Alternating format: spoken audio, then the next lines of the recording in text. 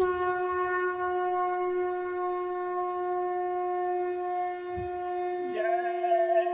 गुरुदेव। जय गुरुदेव।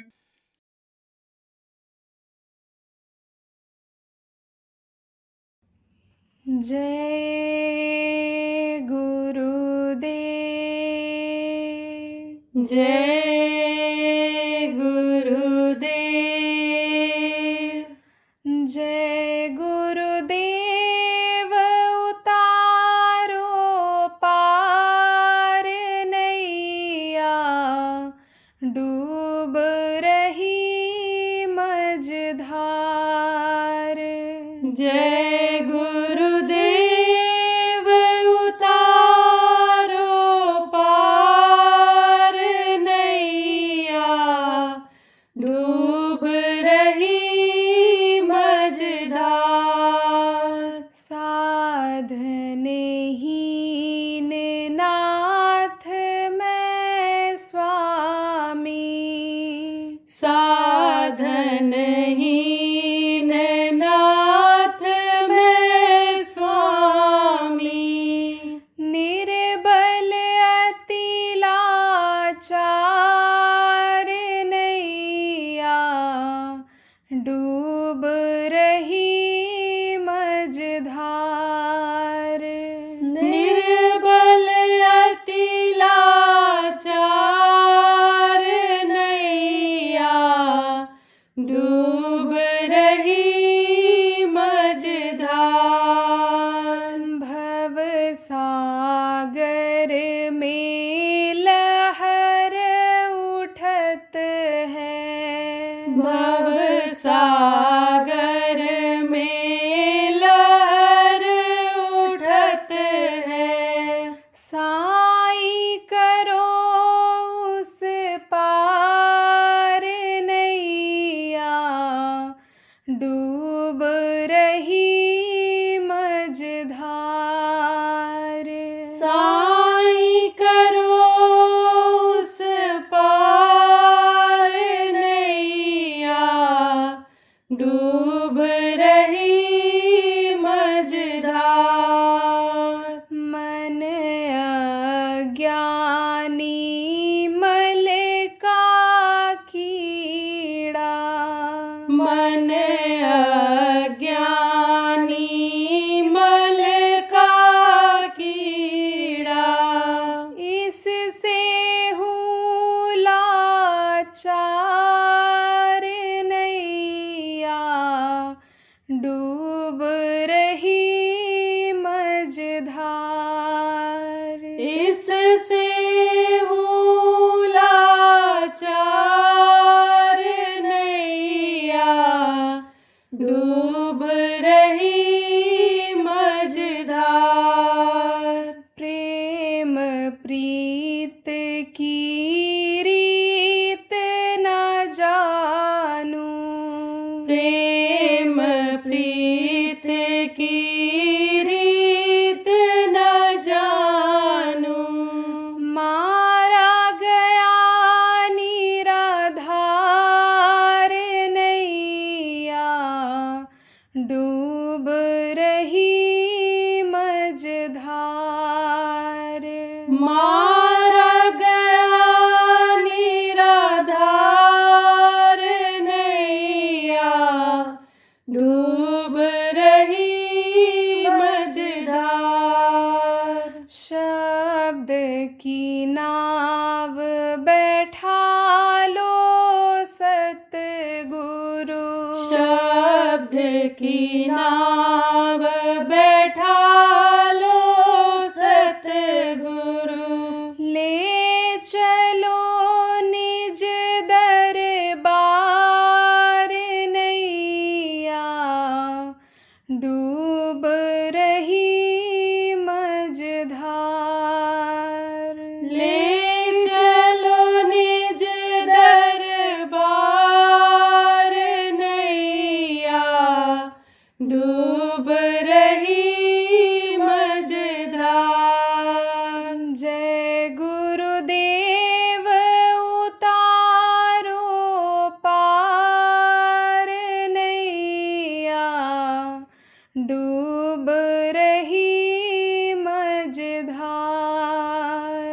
जय गुरुदेव उतारो पार नैया, डूब रही मझधार।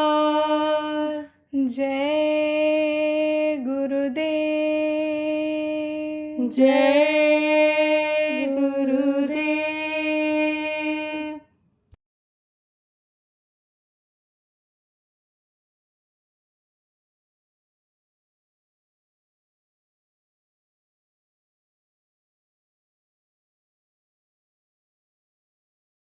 यह दिन और रात आते हैं, ये चूहे की तरह से हैं, ये उम्र को काट कर कुतर कर खत्म कर दे रहे हैं। एक एक दिन एक एक रात हमारे जीवन का जीने का कम होता चला जा रहा है और हम खाने पीने मौज मस्ती के लिए नहीं पैदा हुए हैं। मनुष्य शरीर जो हमको ये देव दुर्लभ मिला है, ये भगवान की प्राप्ति के लिए, देवी देवताओं के दर्शन के लिए मिला है और हमको इस मनुष्य शरीर में दर्शन होता है। घट घट मेरा साइया सुनी सेज न कोई, बलिहारी हुआ घट का जा घट प्रगट होए। अगर बच्चियों के समझ में आ गया कि मीरा को घट में प्रकट हुआ था, मीरा ने प्रभु का दर्शन घट में गंधर में किया था और उनको अगर हुआ था तो वो भी यहीं राजस्थान की थी, वो भी मनुष्य शरीर में ही थी। हमको भी हो सकता है, हमको भी वो प्रभु का दर्शन हो सकता है। ये चीज़ अगर समझ में आ गई तब वो सोचेंगी भाई होगा कैसे, अरे होगा कैसे, प्रभु का दर्शन होगा कैसे। अभी तक तो हुआ नहीं। हमने बहुत पूजा किया, पाठ किया, बहुत नवरात्रि का व्रत रहे, बहुत हवन किया, बहुत कुछ किया, लेकिन अभी तक तो हुआ नहीं। तो होगा कैसे। और कोई अगर मिल जाएगा इस तरह का समझ में अगर आ गया, उपदेश करने वाले की बात समझ में आ गई उनके कि भाई इस तरह से भगवान का दर्शन होगा, विश्वास के साथ अगर तुम लगो, विश्वास अगर करो तो विश्वास फलदायी कम, और विश्वास कर गए और वो फलदायी हो गया तो भगवान का दर्शन हो जाएगा, नहीं हो जाएगा, हो जाएगा इसीलिए। और जब भगवान का दर्शन हो जाएगा तब पत्थर से भी मारोगे, कहोगे तुम हमारे साथ नहीं चलो, हमारा साथ मत करो, मानेगा कोई?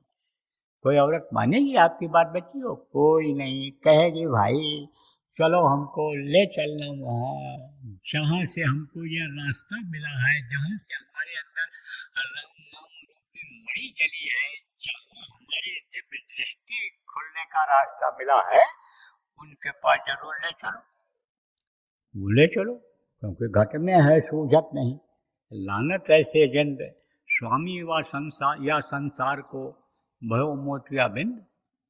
मोतियाबिंद हो जाता है तो दिखाई पड़ता है, नज़दीक की चीज़ ही नहीं दिखाई पड़ती है। और जिसको मोतियाबिंद का पकना कहते हैं, जब बहुत मोटी परत पड़ जाती है आँखों के ऊपर, पर्दा पड़ जाता है, तब बिल्कुल नहीं दिखाई पड़ता है। तो घट में है सूझत नहीं, इसी घट में ही है।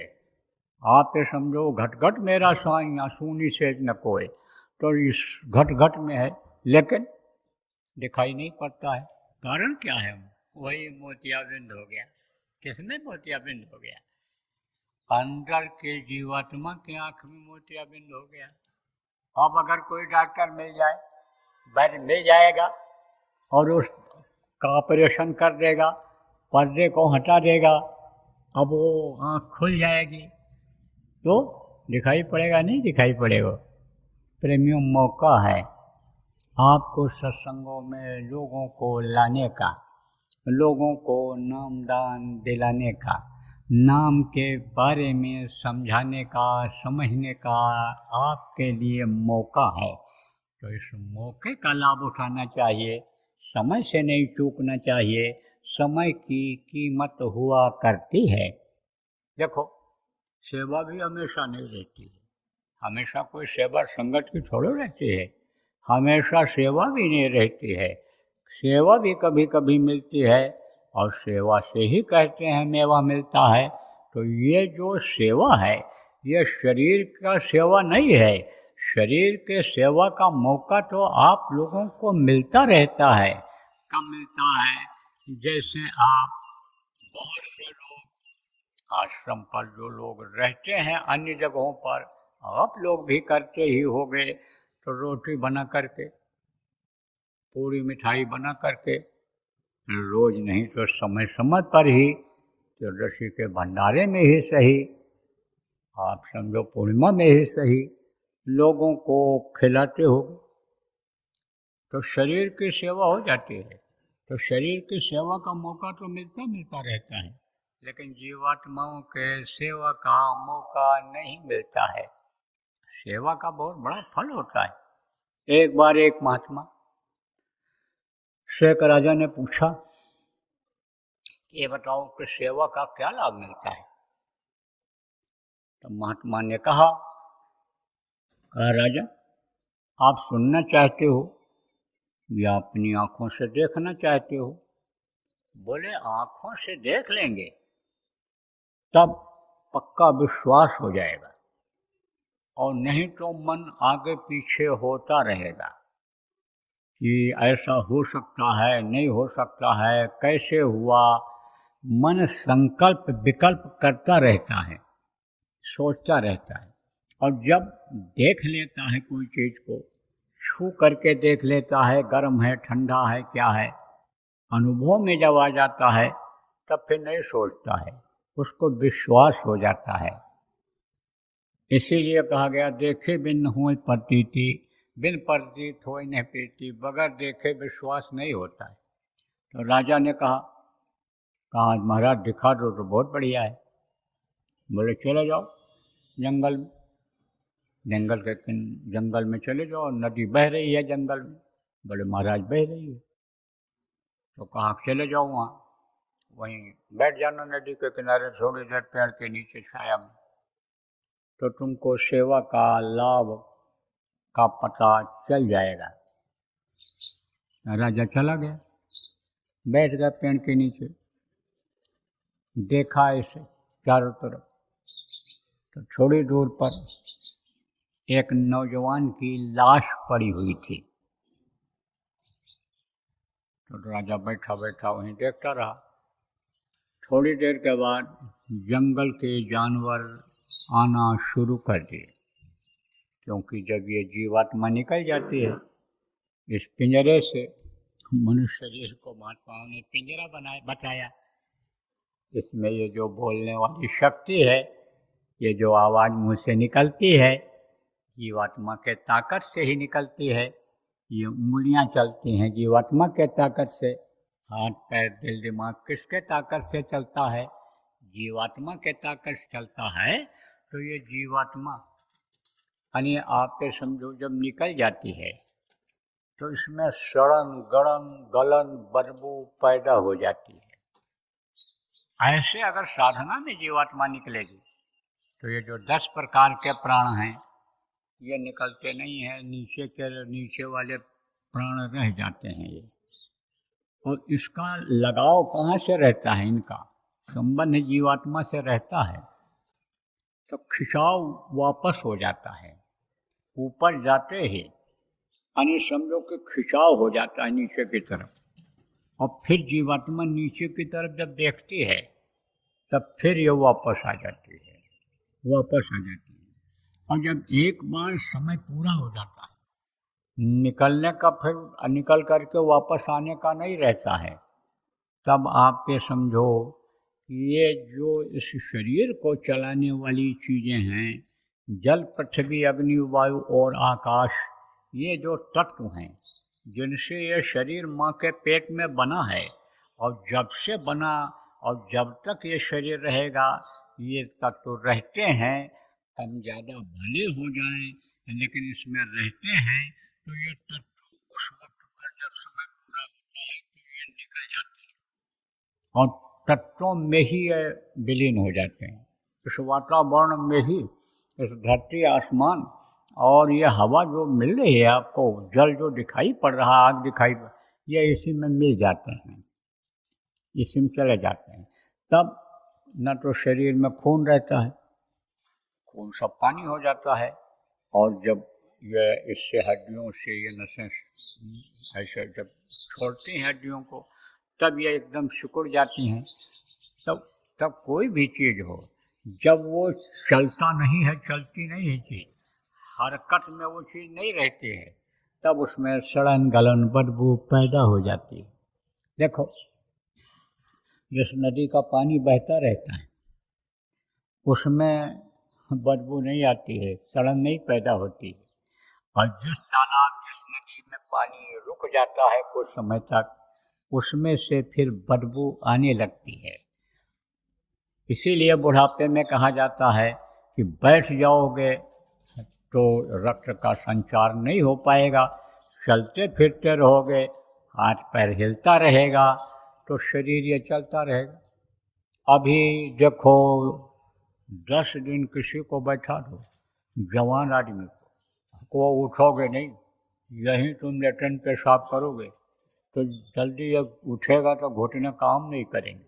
बीमार कोई हो जाता है, बिस्तर पर पड़ा रहता है, तब फिर जो है जल्दी चल नहीं पाता है, तब उसको छड़ी वाकार जिसको कहते हो, बैसाखी देते हैं, उससे वो चलता है। जब चलने फिरने लग जाता है तब संचार हो जाता है, फिर चलने फिरने लग गया, काम करने लग गया।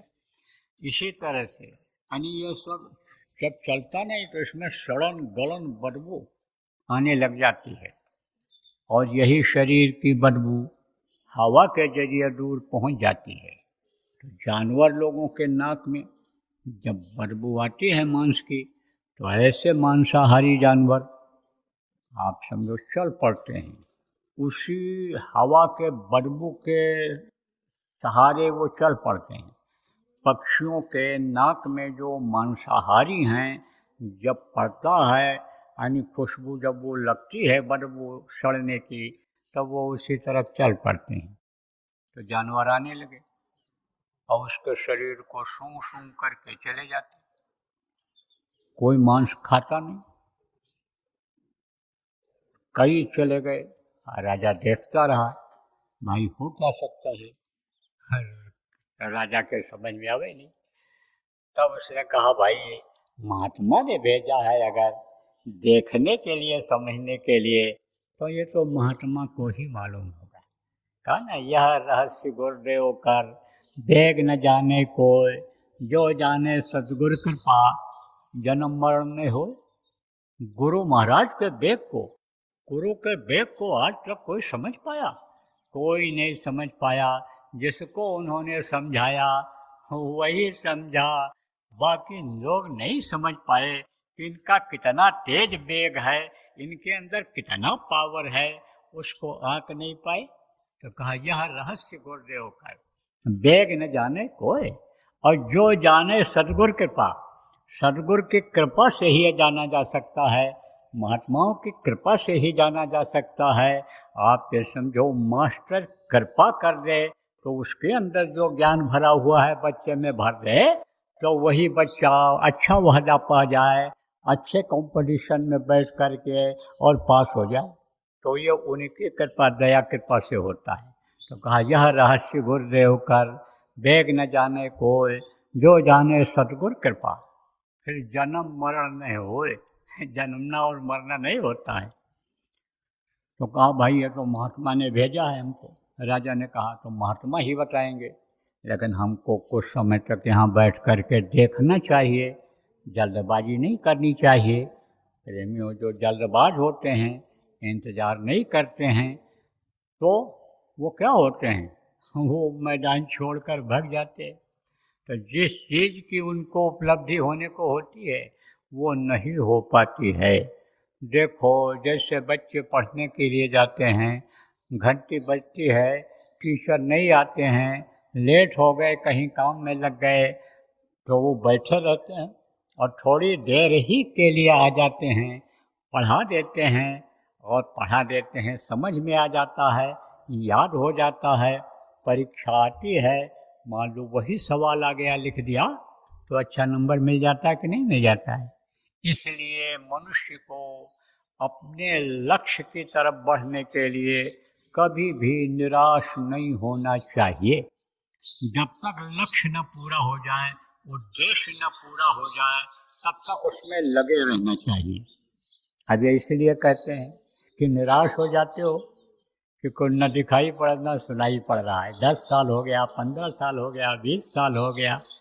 देखो कहते हैं कि नाचे न जाने आंगन टेढ़ा। नाच एक कला है। नाचने से क्या होता है? नाचने वाला कभी भी, चाहे औरत हो चाहे आदमी हो, अस्वस्थ नहीं रहते हैं, क्योंकि एक कला होती है, वो उसमें ये सिखाया जाता है, कसरत होता है एक तरह से, तो वो भी एक कला है। लेकिन न जाने कोई तो कहेगा कि ये जगह ठीक नहीं है, ऐसा है वैसा है, ऐसे ही है, नाचे न जाने आंगन टेढ़ा, एक कहावत है। तो प्रेमियों, आप ये समझो कि ये कमी जब आ जाती है अपने अंदर, तब ये नहीं हो पाता है। कमियों को देखना चाहिए, कमियों को दूर करना चाहिए। कमियां कैसे दूर होंगी, कौन दूर करेगा कराएगा, इसके लिए बराबर इच्छा बनाए रखना चाहिए। इसके लिए सत्संग सुनना चाहिए, जिनको समझते हो अच्छे साधक हैं उनसे बात करना चाहिए, उनसे उपाय पूछना चाहिए। तो राजा इंतजार करता रहा, क्योंकि उसके समझ में आया नहीं। सोचा जब तक हमको इसका उत्तर न मिल जाए तब तक तो हमको इंतजार करना ही करना है, और जब देख लेंगे नहीं समझ में आ रहा है, समय हो जाएगा, ये उम्मीद हट जाएगी कि भाई अब भी कुछ देखने को मिलेगा तभी वापस चलेंगे। तो बैठा रहा। तब तक एक सियार आया, बहुत ही भूखा लग रहा था, दुबला पतला था और हाँफता हुआ आया, थका हुआ। तो उसके पैर की तरफ के अंगूठे से सूंघना शुरू किया और पूरा शरीर को सूंघा। सूंघते सूंघते उसकी नाक जब इस उंगली पर पड़ी तो इतना उसने काट करके खा लिया, इतना काट करके खा लिया और खा करके फिर चल दिया। तो राजा ने पूछा उससे, और राजा को ज्ञान था। पहले के समय में ये छोटा मोटा ज्ञान सबको हो जाता था। पक्षियों की बात को समझना, पक्षियों से बात करना, ये सब आ जाता था।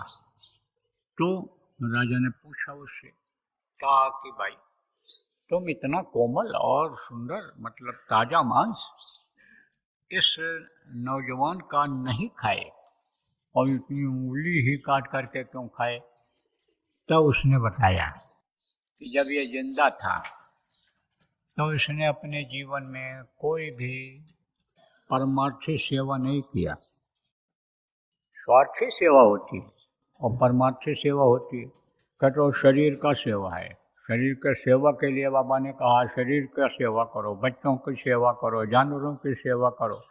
उसके साथ आपका स्वार्थ जुड़ा हुआ है।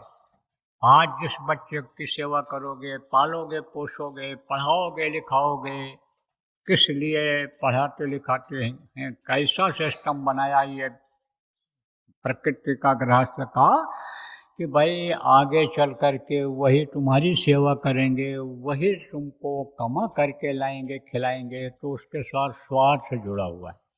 जहाँ से मिलने की कुछ इच्छा रहती है, भूखा को खिलाओ, ऐसे को खिलाओ कि जिससे कोई इच्छा ना हो आपको ना खिला सके, तब तो वो है परमार्थी सेवा।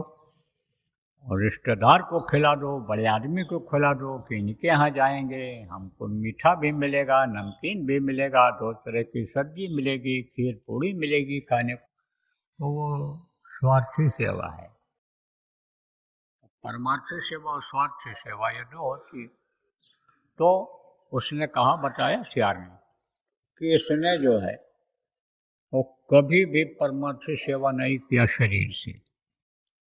जो आज खत्म हो गया, मर गया, आप कुछ नहीं कर सकता है, आप कुछ करना भी चाहे तो नहीं कर सकता है। तो ये जब तक जिंदा था तब तक इसने कोई परमार्थी सेवा नहीं किया। तो इसके अंग जो थे वो सब अपवित्र थे, नापाक थे, लेकिन इसकी उंगली पवित्र थी। तो राजा ने कहा भाई वो कैसे पवित्र थी, वो कैसे पाक थी? तब उसने बताया कि अपने दरवाजे पर बैठा हुआ था और इसके पड़ोस में भोजन भंडारा था। तो कुछ साधु लोग उधर से आए तो इससे पूछे कि भाई भोजन भंडारा कहाँ है, कहाँ भोजन मिलेगा? तो ये बोला भी नहीं और इसने उंगली से ऐसे बता दिया था। तो वो लोग वहाँ गए तो उनकी भूख मिटी, क्षुधा की तृप्ति हुई, तो उसका फल इसको मिल गया। तो अब आप ये सोचो कि भोजन कराने का शरीर का फल मिला उसको, और आत्मा को अगर आपने भोजन करा दिया तो आपको कौन सा फल मिलेगा? आपको यहाँ भी फल मिलेगा और शरीर छोड़ने के बाद भी उसका फल मिलेगा। और अगर ज़्यादा लोगों को अरे भजन में लगा दिया जाए, सुमिरन समझा दिया जाए, ध्यान समझा दिया जाए, भजन करा दिया जाए, लोगों को नामदान दिला दिया जाए, लोग भजन करने लग जाएं, तो उसका भी लाभ मिल जाएगा। किसमें मिलता है उसका लाभ? भजन में ही मिलता है। भजन में लाभ मिल जाता है, उससे भी मन साफ होता है। इसलिए प्रेमियों, आज आप लोगों के लिए मौका है। अब आप कहीं ये न सोचो कि बाबा चेला बनाने के लिए अपना ऐसा कह रहे। चेला तो हम किसी को बनाते ही नहीं, अरे हम तो खुद चेला है, हम तो खुद चेला हैं, खुद सेवक हैं। तो हम क्या सेवक बनाएंगे, क्या चेला बनाएंगे? हम तो गुरु महाराज के चेला हैं और गुरु महाराज के आदेश का पालन करते हैं। गुरु महाराज ने हमको जाने से पहले कहा था, हम तो उसी काम में लगे हुए हैं, हमको चेला वाला नहीं बनाना है। हमको तो गुरु के आदेश का पालन करना है, जीवों को बचाने का, जीवों को समझाने का, जीवों को जीवों की संभाल करने का, यह हमारा जो काम है। इसलिए हम आपसे कह रहे हैं, आपको हमसे ज़्यादा लाभ मिलेगा, हमसे ज़्यादा फायदा मिलेगा। हमको जो मिलेगा, गुरु के आदेश के पालन का जो फायदा मिलेगा, वो उससे कहीं ज़्यादा फायदा आप लोगों को मिलेगा। जो लोग आप समझा करके, बता करके पड़ोसियों को, रिश्तेदारों को, परिवार वालों को सत्संग में लाओगे, नामदान दिलाओगे, उनको सुमिरन ध्यान भजन समझाओगे, भजन कराओगे, उसमें आपको बहुत ज़्यादा फायदा दिखेगा। तो ये बताना भी ज़रूरी है। ना बताया जाए तो आपके समझ कैसे आएगा, आपको जानकारी कैसे हो पाएगी, आपके कर्म कैसे कटेंगे?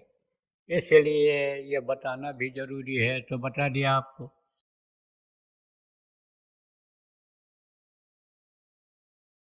छोटे बच्चों की आदत डालो। किस चीज़ की आदत डालो? ध्यान भजन की नहीं करेंगे, नामदान वो सुन के भी जाएंगे तो वो याद तो कर लेंगे, लेकिन करेंगे नहीं। क्या करेंगे? वो नाम धुनी करेंगे। तो जय गुरुदेव नाम जब रट जाएगा तो कहीं मुसीबत में भी अगर जय गुरुदेव नाम मुँह से निकल गया तो आपकी जो ये चिंता बनी रहती है कि पढ़ने के लिए बच्चा जा रहा है, ठीक ठाक वापस आएगा नहीं आएगा, जो फिक्र बनी रहती है कि आज के युग में पता नहीं कौन शराब पी करके बाइक चला दे, चढ़ा दे, गाड़ी चढ़ा दे, क्या कर दे, उस समय भी बचत गुरु महाराज की दया से प्रेमियों, बच्चों और बच्चियों, उन बच्चों का अगर मुँह से जय गुरुदेव नाम निकल गया तो बचत हो जाएगी। इसलिए आदत डालो। जय गुरुदेव। सरकारी व गैर सरकारी अनुदान के लिए बिना सत्संगियों के सहयोग द्वारा जनहित के कार्यों में लगी हुई बाबा जय गुरुदेव धर्म विकास संस्था का मुख्यालय पिंगलेश्वर रेलवे स्टेशन के सामने मक्सी रोड, उज्जैन, मध्य प्रदेश में है। यहाँ पर सत्संग व नामदान का कार्यक्रम होता रहता है। अतः आप श्रोताओं से अनुरोध है कि बाबा उमाकांत जी महाराज के आश्रम उज्जैन एक बार परिवार सहित जरूर पधारिएगा। आपके सुझाव के लिए व्हाट्सएप नंबर 9575600700। जय गुरुदेव।